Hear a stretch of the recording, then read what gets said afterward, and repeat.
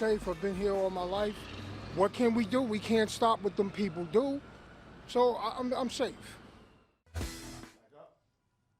All right, ladies and gentlemen, a little reaction from New Yorkers here on the streets in and around the city of New York. And we sent our Newsmax crew out to gain a little insight into how New Yorkers are feeling, how vulnerable they're feeling in the wake of what's been going on in France. Now, yesterday on this show, I had the cleric Chowdhury, who before we started the interview, I heard in the control room through my earpiece, he is asking the producers in there, the crew in there, Malzberg, is that a Jewish name? So I confronted him on that as soon as we got on the air, and here's how some of it went. You asked before we went on air, you said my name sounded Jewish, and I told you it was. I mean, is that problematic for you in any way?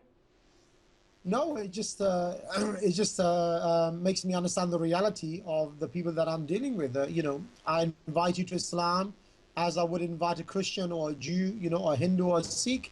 So I just want to know about the reality of the individuals who I'm talking to. But so what mindset do you now, in other words, how do you look at me because I'm Jewish? How do you prepare for that? What about the Muslims who are being slaughtered in Palestine? Oh, boy. All right, folks. So joining us now, David Horowitz, founder and president of the David Horowitz Freedom Center, editor of FrontPage Magazine. Hello, David.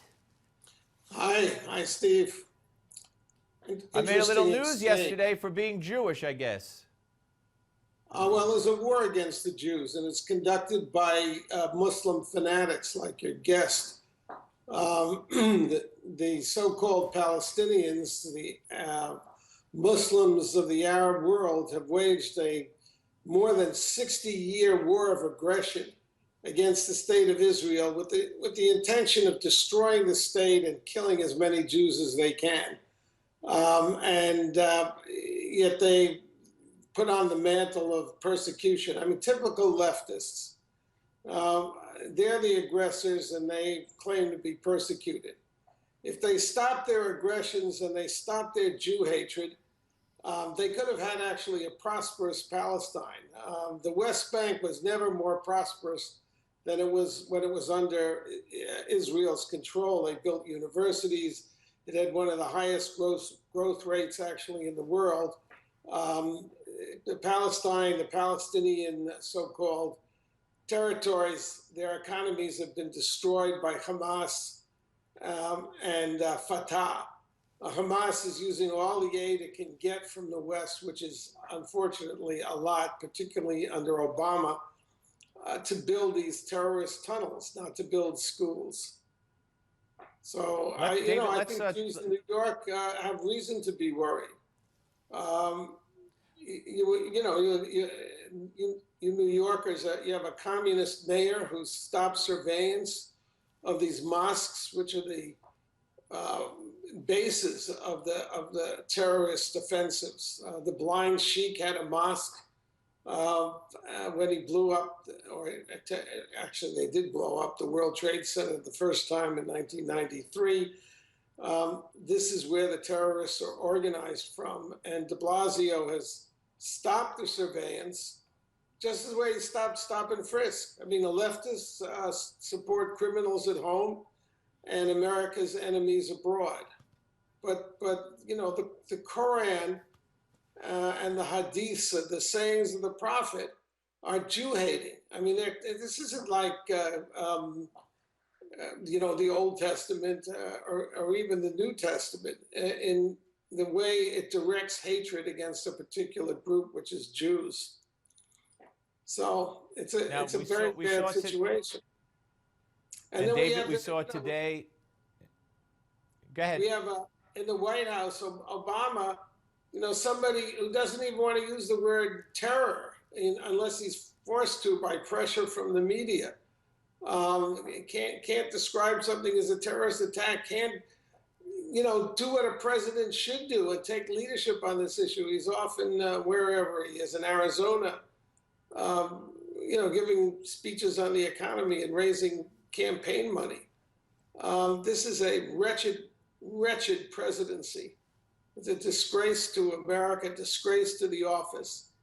And you know, I mean, you can have a certain kind of black humor sympathy for Obama, since these attacks are on free speech, but it's Obama who put the filmmaker in jail for a stupid video that nobody watched, that Muslims claim defamed the Prophet Muhammad.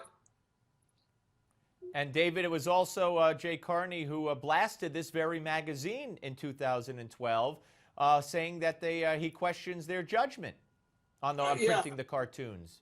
Yeah, yeah.